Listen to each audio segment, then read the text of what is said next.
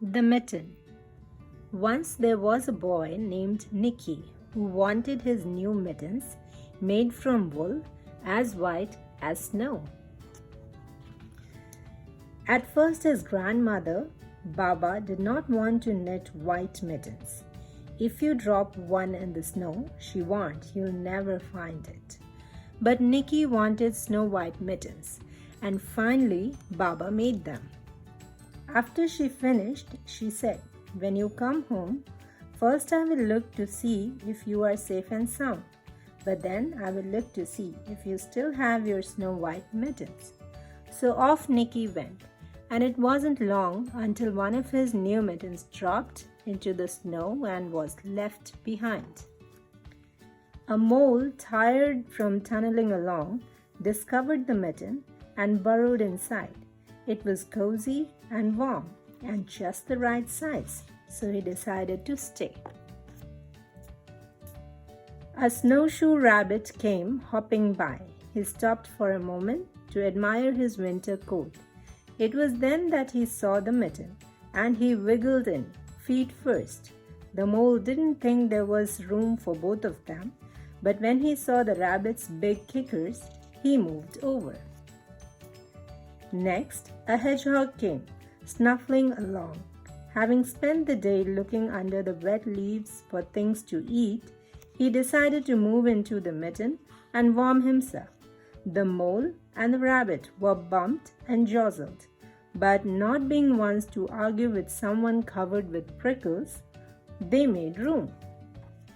As soon as the hedgehog disappeared into the mitten, a big owl, attracted by the commotion, swooped down. When he decided to move in also, the mole, the rabbit, and the hedgehog grumbled. But when they saw the owl's flinty talon, they quickly let him in.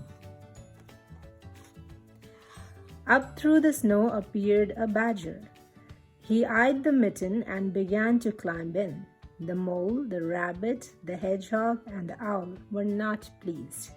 There was no room left, but when they saw his diggers, they gave him the thumb.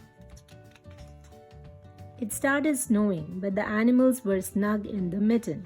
A waft of warm steam rose in the air, and a fox trotting by stopped to investigate.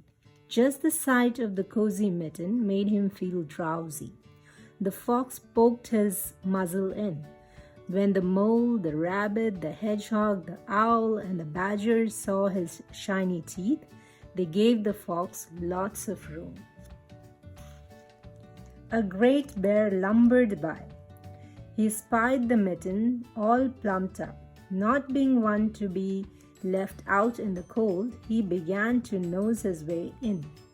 The animals were packed in as tightly as could be. But what animal would argue with a bear? The mitten swelled and stretched. It was pulled and bulged to many times its size. But Baba's good knitting held fast. Along came a meadow mouse, no bigger than an acorn. She wriggled into one space left and made herself comfortable on top of the great bear's nose. The bear, trickled by the mouse's whiskers, gave an enormous sneeze. Achoo! The force of the sneeze shot the mitten up into the sky and scattered the animals in all directions. On his way home, Nicky saw a white shape in the distance. It was the lost mitten, silhouetted against the blue sky. As he ran to catch his snow-white mitten, he saw Baba's face in the window. First she looked to see if he was safe and sound, and then she saw that he still has his new mittens.